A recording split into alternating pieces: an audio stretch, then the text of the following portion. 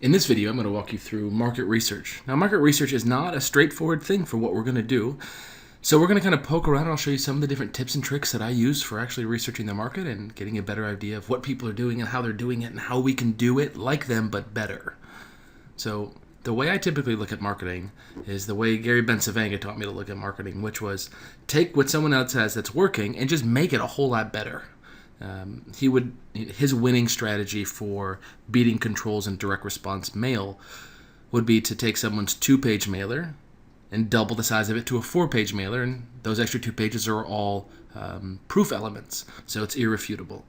So in that same regard, in marketing, I'm always looking to see what other people are doing, aggregate the best ideas, and then figure out how to improve upon it. And usually it's a small improvement that makes all the difference.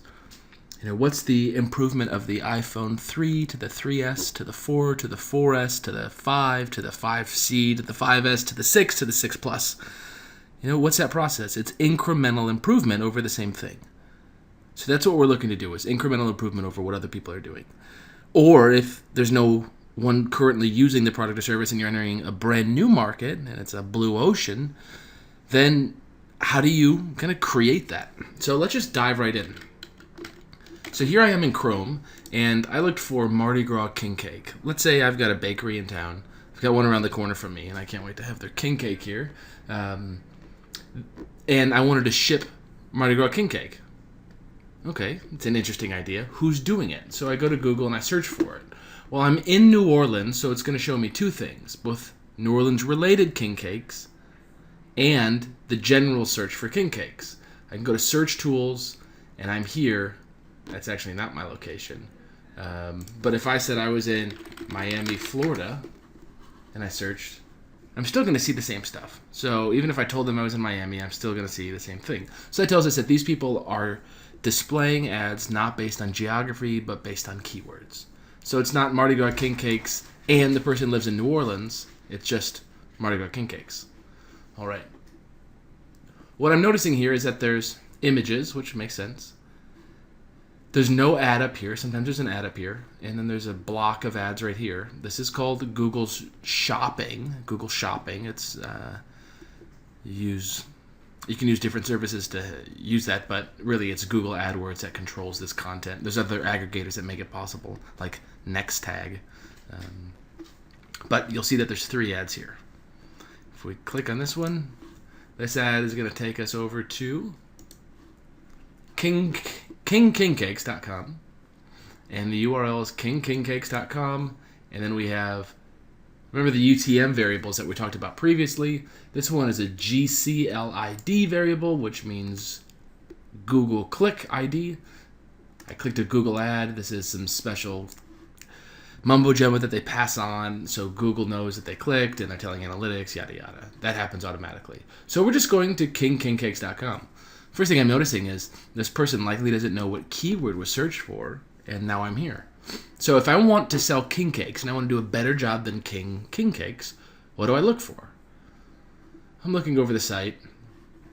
How's the user experience? It looks like they want me to have the world's best king cake. I can call a phone number. I can get Mardi Gras beads. Let's see. I'm going to look at their king cake. Okay, check out that URL structure. All looks good. Okay, I want, obviously, a cream cheese filled one. I'm feeling hungry. I'm going to go with the large. Add that to my cart. That's step 1. Step 2, and product cost, and proceed to checkout. Fill out my information, shipping information. All looks good there. Not asking for anything else. Okay. And then they're probably going to ask for my credit card information and all that. Now, I could map out on Glyphy this whole process and figure out exactly what they did. And you'll see that it's relatively straightforward. But what would we do to this page to make it better? I'm no designer, but I would probably make potentially these things a little bit easier to read, a little bit bigger. This is kind of a small web page. But that's a small thing. You know, honestly, it looks pretty good. Looks pretty good. Let's look at the back end. So I'm going to look at the source code. This might look kind of crazy. But if I look at the top here, it says Google Analytics Urchin.js. This is the old Google Analytics script right here. This is real old. I mean, maybe it's a 2010 version. I don't know. It's not current, that's for sure. So that tells me that the person is not current with their marketing. And I scroll down. It's usually at the very top, and at the very bottom is all the interesting stuff. Oh, and look at that. They've got a remarketing code. So they do have remarketing. Interesting. So they're going to be remarketing. It says right there, Google code for retargeting users to the King Cake page. I mean, it tells us loud and clear what's going on. So they are retargeting on their website. Interesting. They also have Digicert ID seal. Okay, this is like, that's this thing right here, which says, this is a trusted website, which doesn't tend to mean much, honestly. As a consumer, it tends to increase conversion rate, but really I don't think it means much as far as security is concerned.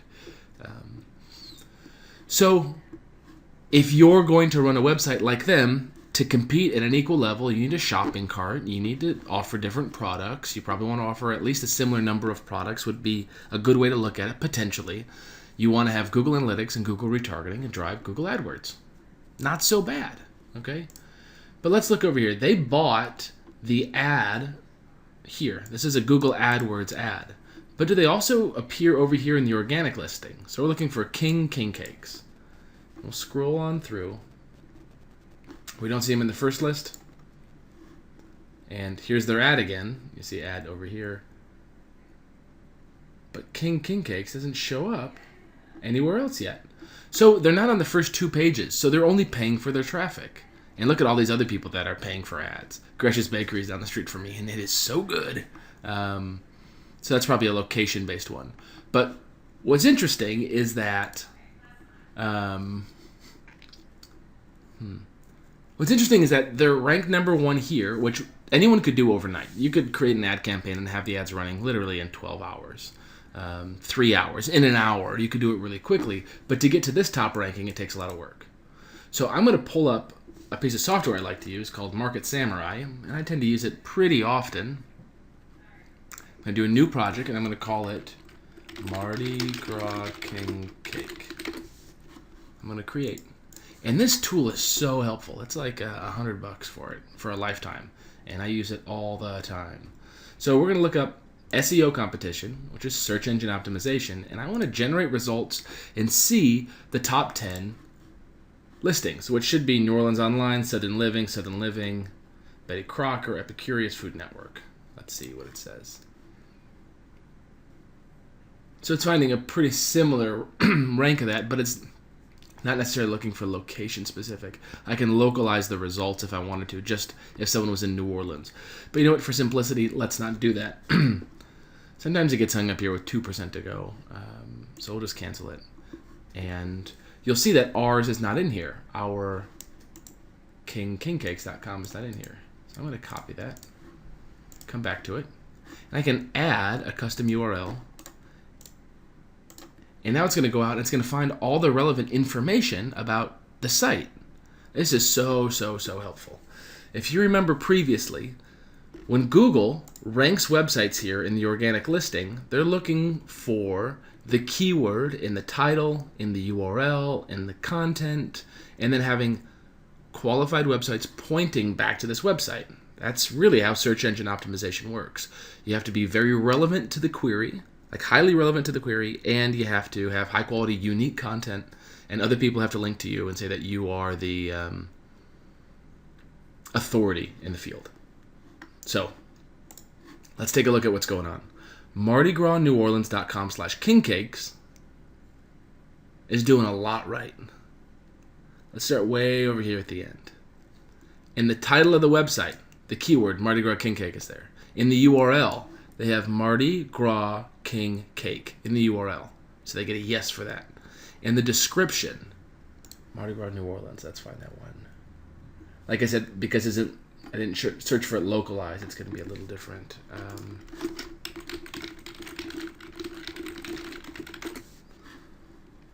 Okay, here it is. Here's the page.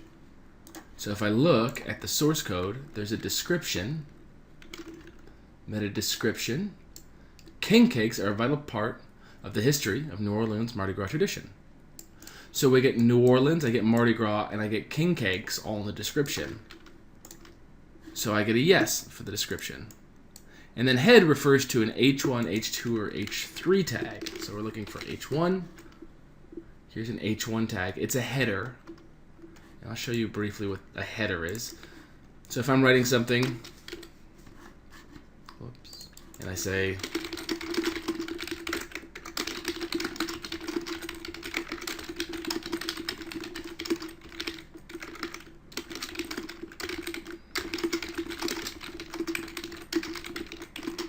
okay, so like this is a letter that I'm writing.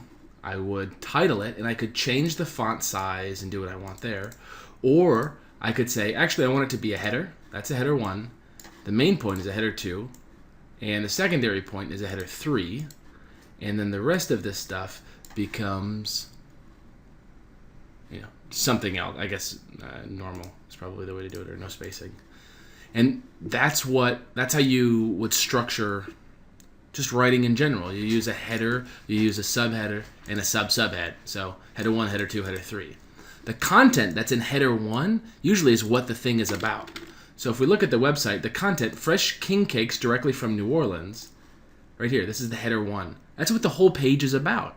There's other stuff in here, but the whole page is about fresh king cakes directly from New Orleans. So that's what they're doing right. So Market Samurai shows us that. So they have the keyword in the title, the URL, the description, and the header. They've got it all. Those are all the things that you can control. If I was going to sell king cakes, what domain name would I buy? I'm going to show you a trick here. Here's Bustaname. Bustaname is a great one. You can use GoDaddy to purchase the domain name, but I like Bustaname for research purposes. All right, we're going to start a new session. I got to type in Mardi Gras as one word. I don't want Gras Mardi Gras, and I want king cake.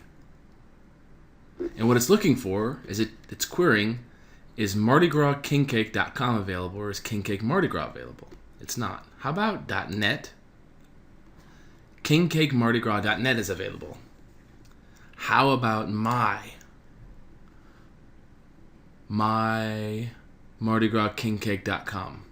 That's not a bad name. It has the keyword in the URL, plus the word my at the beginning, which isn't that big of a deal. MyMardiGrasKingCake.net. If I was going to sell king cakes, I would probably just buy this domain, MyMardiGrasKingCake.com. Go over to GoDaddy and purchase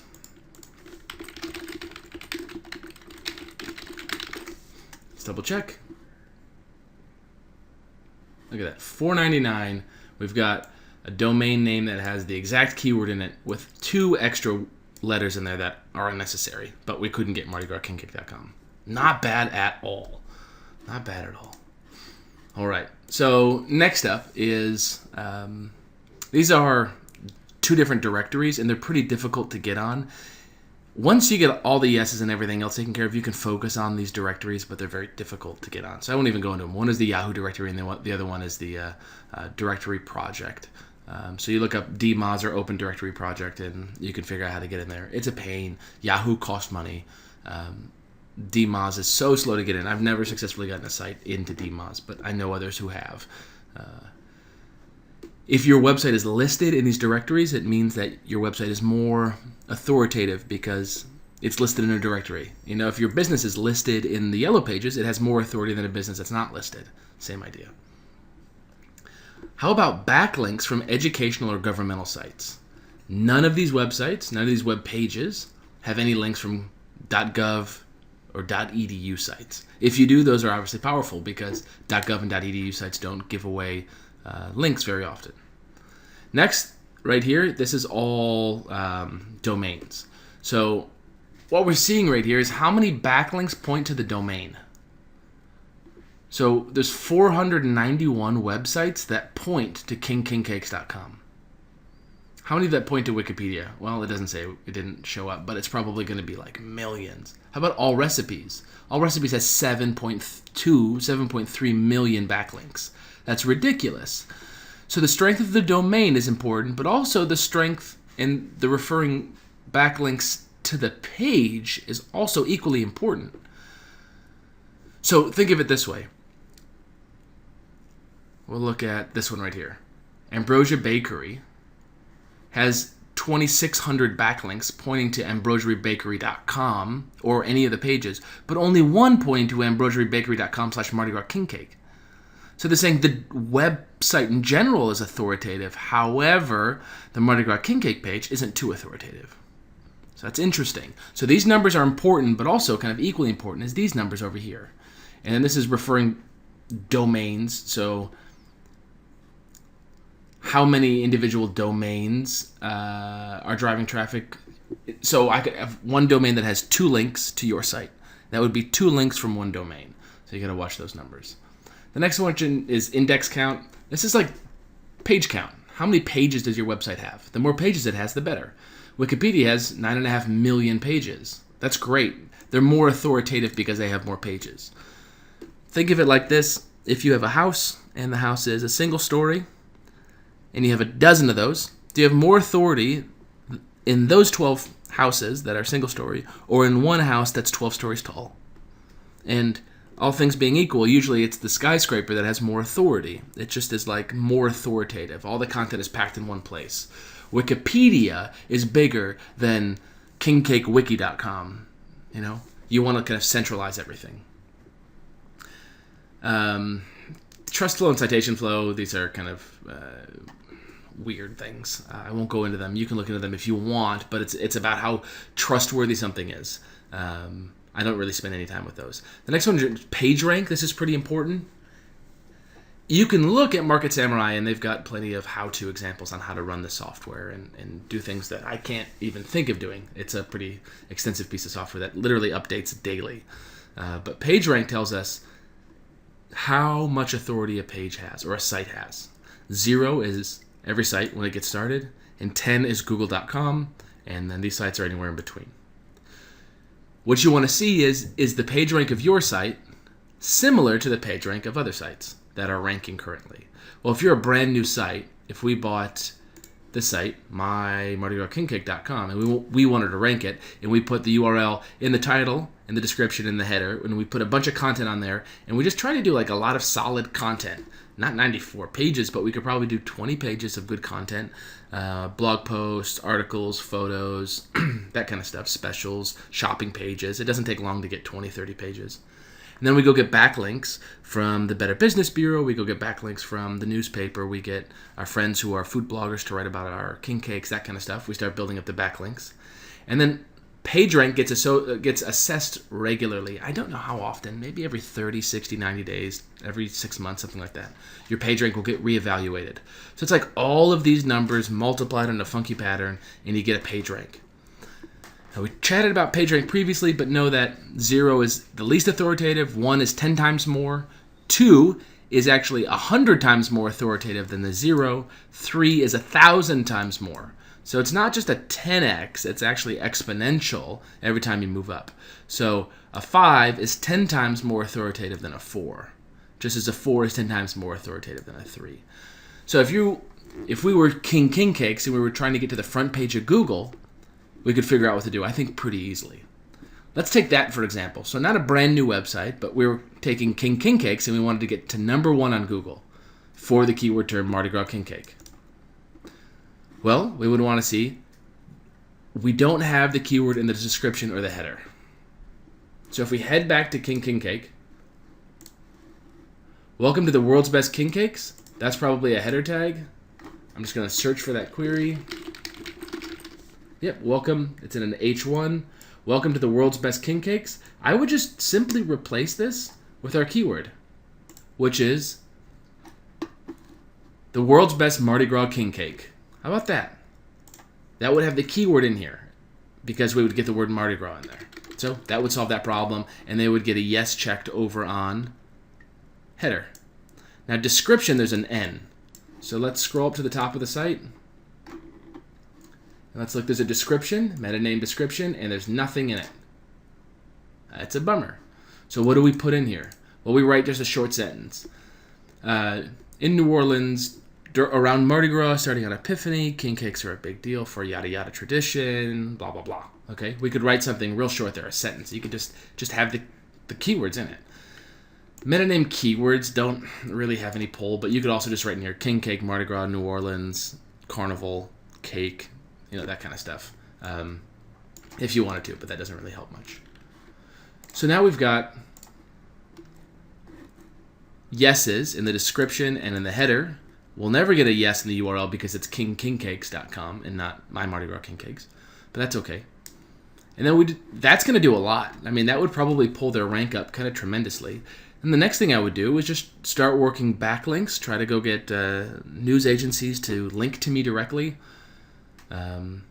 Maybe even write a blog post for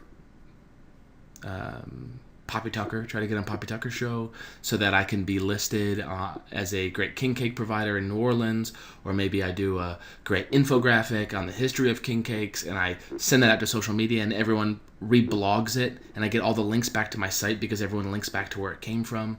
These are all options for getting backlinks. And that alone should get me everything I need. The last thing here is domain age. So how old is the domain? And the older the domain is, the more authoritative it is. If there's a business that's been running in your town for 15 years, let's say your car broke down and there's two mechanics available. One is a guy and his family's been doing it for 20 years, and the other one is a guy who's brand new to town. And who are you going to trust?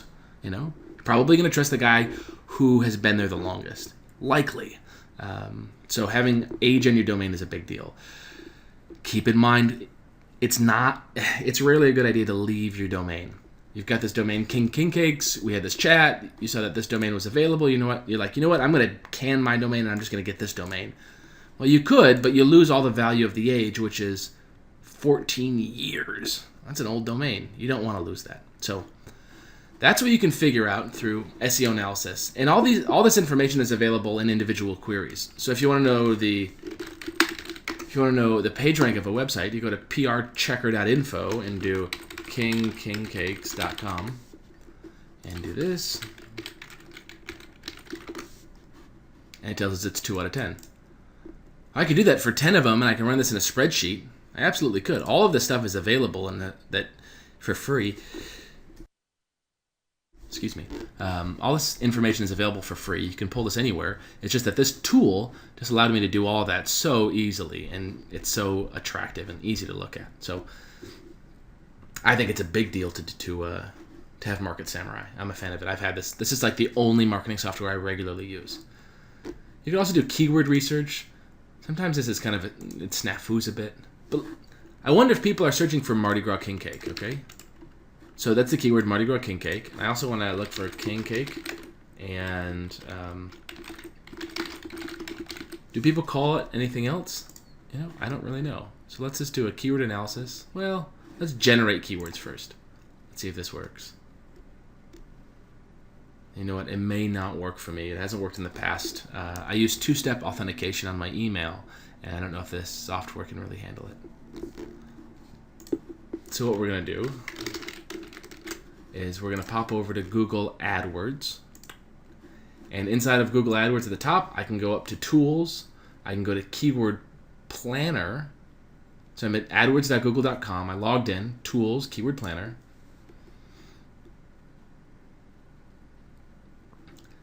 Search for new keyword and ad group ideas. I'm going to paste those keywords back in here. King Cake, Mardi Gras Cake, and Mardi Gras King Cake. I want it in the last 12 months, English, all locations. That's all fine with me. Do I want, well, I probably want United States only. So let's just do that. Add the United States. Okay, all good. English, yep. Perfect. 12 months, cool. It's going to show me ad group ideas, but I don't care about that yet. I'm going to look over here at keyword ideas. Let's look at the big trend right here. When are people searching for these king cakes? They're searching around January, February, March. In 2015, Epiphany is going to be on January 6th, which is the kickoff of King Cake, I believe. I may be wrong. But Mardi Gras kind of falls, when was it last year? I forget. But this is indicative of kind of when it was and when people are buying the king cakes. And some people are searching for it all year round, which I guess why not, right? If you can get it. But really, this is when the big search is. So here are the searches. What are people searching for the most? Mardi Gras King Cake gets searched about 2,000 times a month, whereas King Cake gets searched 33,000 times a month. Interesting. competition for Mardi Gras king cake is medium, but king cake is low. I'm spending 79 cents a click on Google AdWords to get someone to my website when they search for this keyword. So what that means is when we went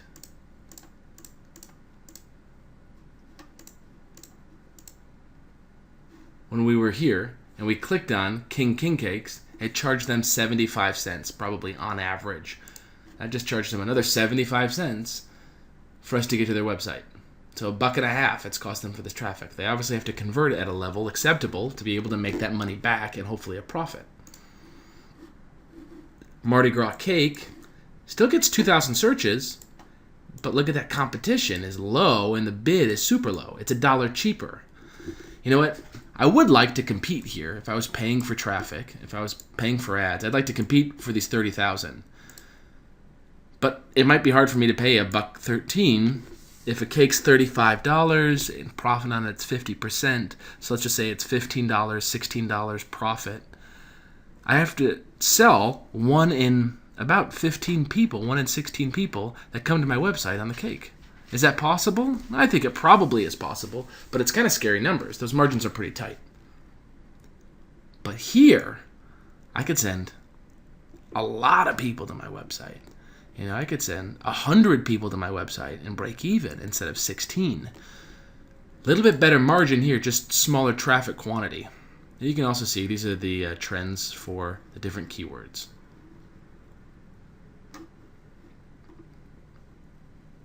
Mardi Gras king cake history. Very few people search for that, but they probably search for it around king cake time. Okay. So this is really interesting, and it helps us see that maybe we don't want to rank for the keyword term Mardi Gras king cake. Maybe if we were doing an SEO, a search engine optimization campaign, we'd want to rank just for the term king cake. It's going to be harder, but more people are going to search for it. So let's just look at that real quick. I'm going to add a new keyword here and just say king cake, SEO competition, generate results. And we'll let it run out and figure out the same exact results. Then we'll be able to look at this, at king cake versus Mardi Gras king cake, and see which one is going to be easier for us to infiltrate. So similar, kind of get stuck at the end, but that's just saved me probably an hour of doing this work manually. All right. PageRank 5 leads. A lot of backlinks. Look at Wikipedia. Wow, almost 1 billion backlinks. That's so crazy. Hadel Bakery's doing well. Randazzo's doing well. Not too different, I'd say, from the SEO competition on Mardi Gras king cake. Kind of switching back and forth. We've got PageRank 5, 4, 3, 2. Where king cake, we actually have 4, 5, 2, 2, 3. We've got a 1 in there too. And we've got these zeros. So it seems like it may be easier to rank for Mardi Gras king cake. Kingcakes.com. That's a great domain name because it's the shortest domain name plus one letter, an S. It's the shortest domain name that has the URL, or that has the keyword in the URL. Pretty smart. So I guess we're kind of seeing that it's a pretty similar market. Which one would I shoot for? Well, probably king cake first, and then Mardi Gras king cake is a secondary keyword.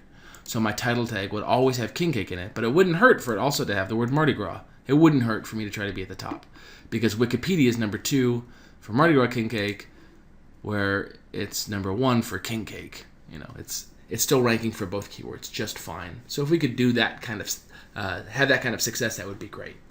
All right, a great tool to use is google.com/trends. If you haven't used trends before, we can type in, let's do king cake. We can see the trends over time. Over the last few years, when are people searching for king cake? Very specific times.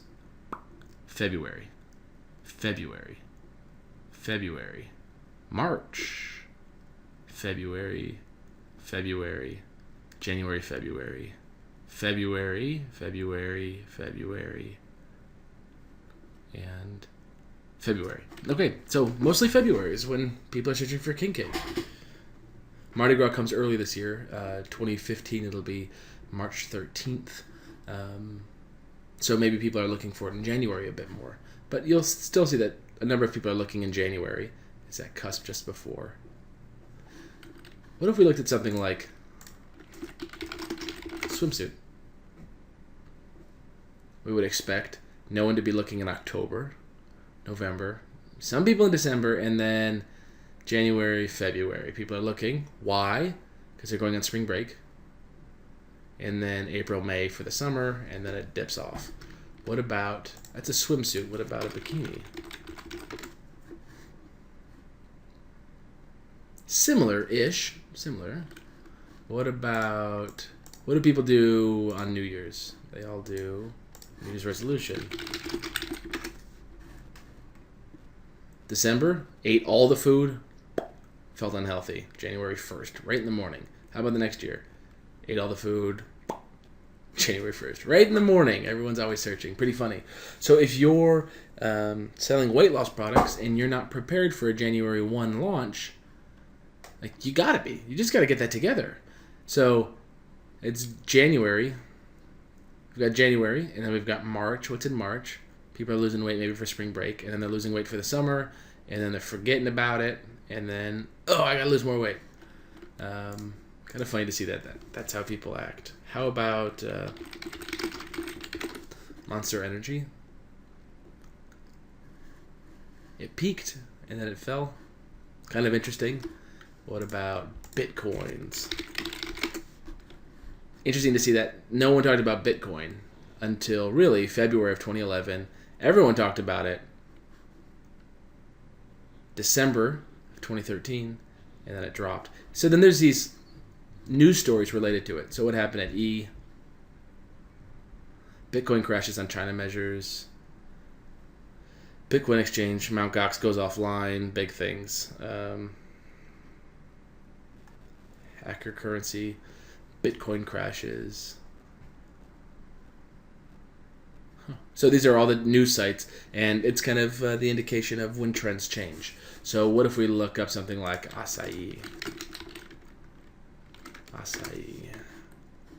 So acai is that miracle fruit from Brazil, and no one was really talking about it for a while, and then everyone talked about it. So what happened at G? I don't know if that's really it. That might be pulling data that shouldn't be. Okay, this is. It looks like that's a weighing of it, but it's not in a language that I can read. So in the United States, it reached its peak in January of 2009.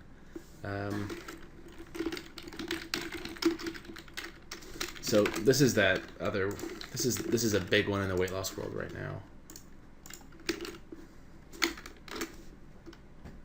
When did people start looking? Let's start looking for this stuff. In the United States, it hit its peak back in April of 2014.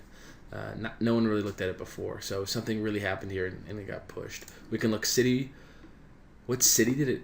Was it huge in? Wow. Okay. Down in Florida, Alexandria, Plano. I like that Nashville got it too. Some people thought that it was the miracle. I wonder if you could match this data up later and link it to Dr. Ross introducing it. Let's see what these headlines are. Side effects, where to buy, Dallas Morning News. Yeah, these are like spammy headlines. Interesting to see. Absolutely interesting to see. I use this a lot when I'm looking at stuff. One was Sarah Palin glasses. Those were great. When she came out with those glasses, people flipped out about her. They thought that she was so attractive with her glasses. And that was September 2008 when she was running. And if you could have gotten in, or when she was introduced, if you could have gotten in on that market and you could have you were Zenni Optical, or you were Warby Parker, or one of these other eyeglass manufacturers, and you ran ads and you said, Sarah Palin glasses, and everyone was searching for it right then, you could have just dominated that market for probably about 2 months max. But you could pull together an ad campaign overnight, and that could have been a huge thing for you. Some people look at trends for understanding what to jump on next. It's a fun thing to do. It can be highly rewarding, but it is crazy, and I would say it's not a good way to build a business long term. But know that it's possible. Know that it's absolutely possible. If something happens and you're okay making a risk and potentially building a short-term business, you could totally do it by jumping on a campaign. You could say, Sarah Palin has some sexy glasses. I have a pair just like them at my store. I'm going to run an ad campaign, and it might die in a month, but I'm going to run it right now. You could totally do that. All right. So I want to walk you through something over here. So here is just searching for weight loss pills. Not that I think weight loss pills are a good way to go ever. I just think that it's great because there's a lot of marketing always for weight loss pills. You'll notice that this is a good keyword that people are likely searching because there's so many ads here. There's only 2 reasons there would be ads here. Reason number 1 is that it works really well, and this is a buying keyword term, and if you sold your product, you'd likely sell it if you had your ad here. That's one way to look at it. The other way to look at it is it's a terrible market, and the people that are advertising are just idiots. And that happens, but it doesn't happen often. Sometimes people run ads, and then they forget about them, and they keep running. And you shouldn't use that as an indicator that the ads are good ads. Similarly, if you look in an issue of Cosmopolitan, and there's a 2-page ad, if you see it the next issue, it's likely a good ad. If you don't see it the next issue, it likely didn't work out. So if you're doing a marketing campaign, you could look up your keyword term, figure out your keyword term through Google AdWords, figure out the keyword term, so king cake, okay? Figure out if there's ads running, and then come back in a couple days. Refresh it. Are ads still running? And if ads are still running, then you're good to go. That's how you got to be looking at this. So I can say with confidence that this is a buying keyword term because there's so many ads. Now, what I did, and I just refreshed it so I lost it, there was an ad here. And I wanted to figure out where they're running. So I took the URL. It was weightlossaid.net, and I took it to keywordspy.com, which is free software. It's a free website for kind of a test drive. And I searched, and it's showing me the keywords that they're bidding on and how much they spend on average a day for their ads. Kind of incredible that this exists. So software like this exists. I'm not saying use Keyword Spy. There's probably dozens of other ones like it. Keyword Spy is kind of the one I always kind of go back to. And the information is pretty accurate. I mean, I would take it with a grain of salt every single time, but it's still pretty good. If you wanted to figure out, if you wanted to do what weightlossaid.net was doing, you could come in here and you could buy a subscription, and they would give you every single ad keyword that these people are bidding on. And boom, you could create a campaign pretty effectively that would match theirs. We could look at ads. They have over 1,000 ads running, and these are the ads running. These are what they're paying on average for a click. They saw it 2 days ago. Maybe we could sort this by day seen. Oh, and I have to be a member, so we won't do that now. You can see ROI of the ads. There's some good information here. Adult obesity management, learn about a treatment for weight management in obese adults. If you wrote an ad like this, but it was slightly better, you could likely have a higher pull than they do. So it's interesting that software like this exists. All right, the next one is something called What Runs Where. So this is all about Fisher Investments. That's who I ran this on. Fisher Investments, they are a great marketing company. Really, really great marketing company. Here's one of their ads that they ran. I just think it's such a nice one. Such a great ad. Most people are running ads that look like this, right? That's the ad.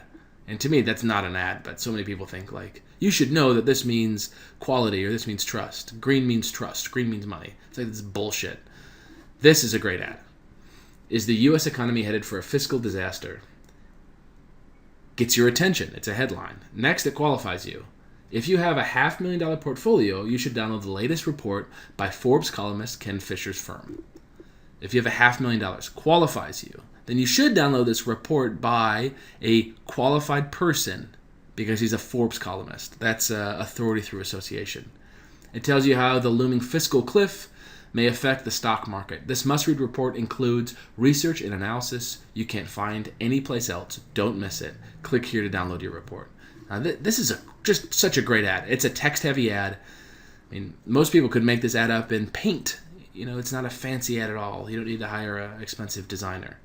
Here's another one that they run. Very similar. Guy, he's got a wetsuit on, an older guy. To investors who want to retire comfortably. If you have a $500,000 portfolio, download the guide by Forbes columnist and money manager Ken Fisher's firm. It's called the 15-Minute Retirement Plan. Click here to download. So simple, so great. Great ad. Well, maybe I'm helping people with investment strategies for high net worth individuals, people with over $500,000. How do I figure out what they're running? Well, I know that Fisher is a competitor, okay? So I know Fisher's a competitor. I go to What Runs Where. This is a paid service. Excuse me. And we have just, here's a secret. For $20 a month, if you ask them, they'll give you access just to the Google network of stuff. So at What Runs Where, you'll see there's pricing, and it's somewhere between $150 and $300 a month or more. And what this is like it shows you all the ads. It's very similar to Keyword Spy, but it shows you ads that are on mobile devices, the display ads, or the display in mobile. So I guess it's $299 is the top line package. And it's expensive, $1 trial. You might play with it if you want. 3-day trial.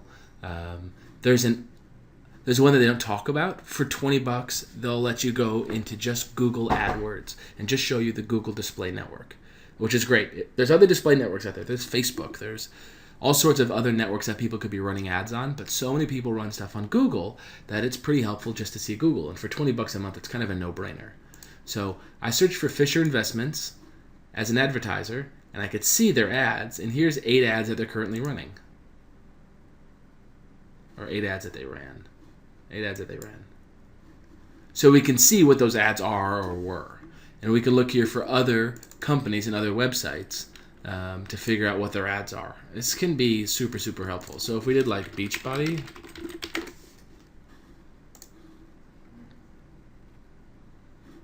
Beachbody is running. Here are 824 text ads that they've been running. What? And I want to do it by most recent or by ad strength. How to increase weight loss? ? That's an ad. What? So we're going to click on that one. And that ad is on Google AdWords, and it's on a website called healthcastle.com.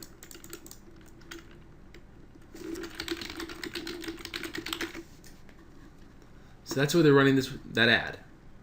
If I was selling a product similar to, they were running a text ad, so there's no text ads here. I wonder where it was.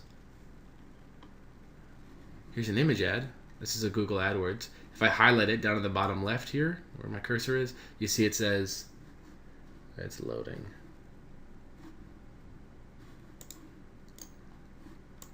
Well, it's doing something in the background. It will say Google AdWords. I'll show you that in a moment. But look right here. Here's a text ad. This is a text ad just like the one that they're running, which is labeled here. So that's probably where they're running the test ad, is in this position, likely where they're running it. I don't know for sure. But we kind of know their ad copy and where they're running their ad. Excuse me. Just based on what runs where tells us. We can also look at what runs where, and we could say, what are their banner ads? So let's say I want to create a banner ad for my product, and it's a Beachbody thing. Well, I probably want to just at least give my designer and say, hey, here's what they're doing for T25. We want to do something, we're doing T24, whatever we want to call it. Not 7-minute abs, we're going to call it 6-minute abs. But it's always helpful to look at what the competitors have so you can make it better. Now, some designers want to take a fresh stab and do things without referencing something else. Marketers, we have swipe files. Designers tend not to. They kind of keep it in their head. Some of them have swipe files. But providing this and saying, here's what our competitor's doing. I want you to make it better than this. Here are our assets, and here's the copy that I want you to write. That can be pretty easy then for a designer to help you with. So we can look here, 351 ads. Burn up to 1,500 calories a day. Real results in just 10 minutes. I mean, these are great ads. These are great headlines that we can just swipe if we wanted to. Notice the size of these ads. This is a very typical size. This is a very typical size. This is a 300 by 250. This is 728 by 90. But these are atypical sizes. They don't fit everywhere. But what's interesting is there's a website that this fits on, which is womanfitness.net. Never been to the site before in my life. We're going to check it out. Close a couple of these down.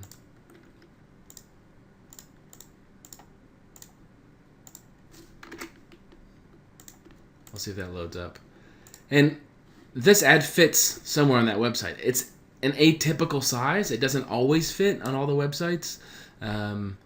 Most websites don't have a space for this size ad to fit in, but some do, and because some do, it would make sense to create an ad that's that size.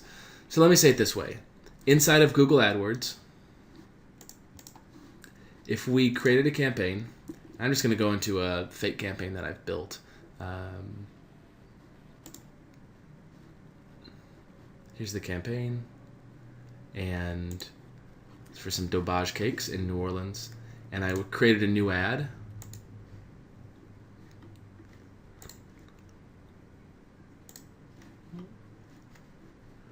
Well, shoot. I should be able to write it. Oh, it's a search network, I see. Here's one from a student. If I want to create an image ad on the display network,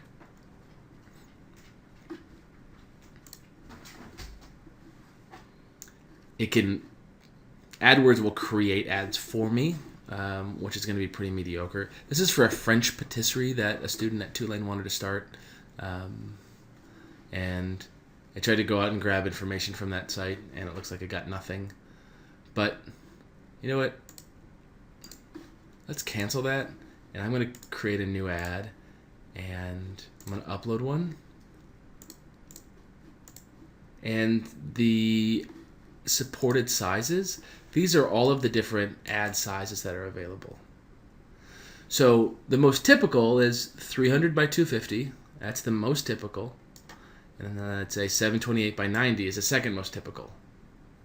But all these other sizes exist. If we look at what Beachbody's doing, they've got this little guy. And if I right-click and hit inspect, it's going really slow for me. But it should be able to tell me the size of that image. And it's going to be small. It's going to be maybe 400 by 90 or something like that. So it's going to be a rectangle. And it's not even listed here. So maybe that's not even...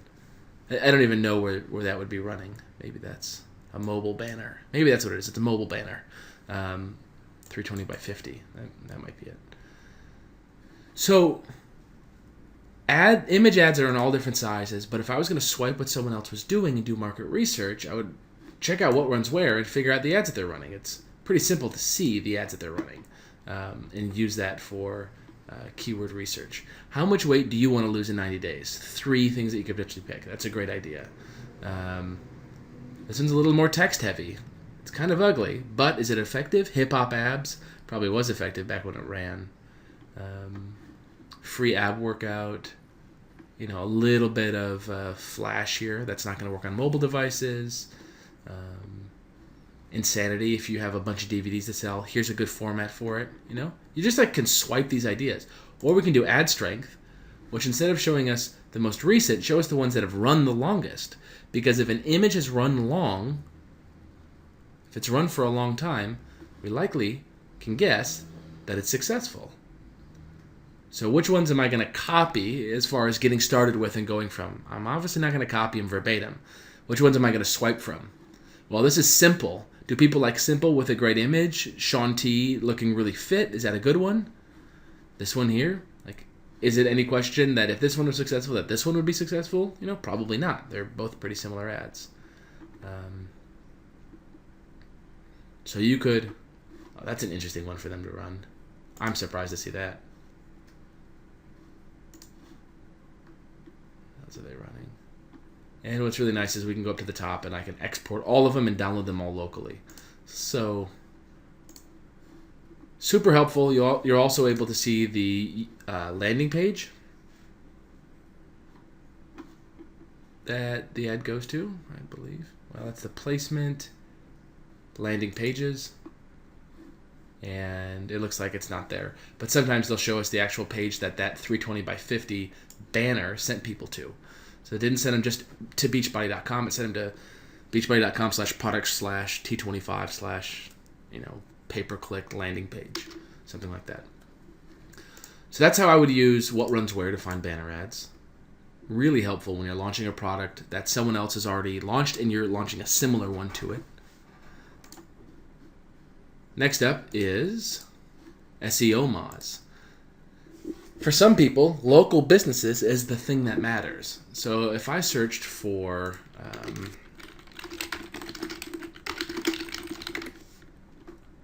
it's not working for me. A little technical difficulty. Chrome seems like it's having a little issue. Let's see if I can pull up another browser.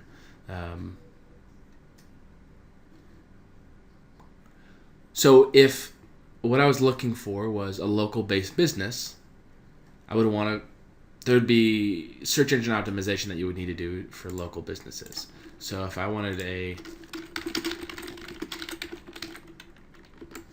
New Orleans pizza, I have ads. I have ads way down here.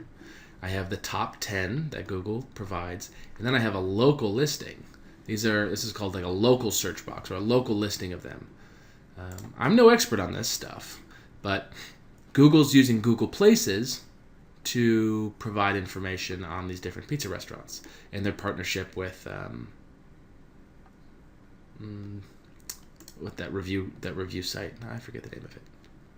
They've got Google reviews, and they also have the reviews they pull them from Zagat. That's the big one, Zagat. So how do you rank locally to be at the top here? Do you think someone from out of town is going to search for pizza, and they want, the one at the top they're going to look for, even if the best one's on page 3? If you're on page 3 here and you're Tower of Pizza or Moe's Pizza, and you really are the best pizza around, but no one knows about you, well, that's kind of far. Let's say you're Ben's Pizza. It's pretty far away from most folks. They wouldn't know about it. But if you deliver and it's quality enough pizza, maybe you want to be towards the top. Maybe that makes sense. How do you optimize yourself to get to the top? Well, there's this company, Moz, and they offer a service, and they have this Moz Local, and it's $84 a year per location. Pretty cheap, and it helps you get all that information and aggregate it, and it's that software that makes things easier and your life just a whole lot easier. It could be potentially helpful for you. I've never used it because I don't work with local businesses. But if you have a local business that relies on people searching for it and them coming in, showing up and buying face-to-face, you need to be at the top of the search engines. So all the things that we talked about in marketing are all important, but if you're not getting anyone to see your message because you're on the third page, you obviously need to get that resolved. You can go out and find SEO services and things like that, other people to help you if it's not your strong suit. And I'll do my best to provide different SEO resources on the resource page that's associated with this video. So go ahead and check that out.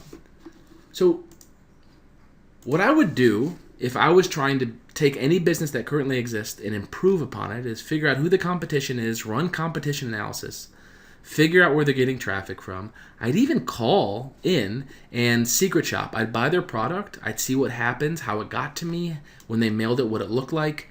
Did they follow up with me? Did they send me promotions the next year to buy the same thing?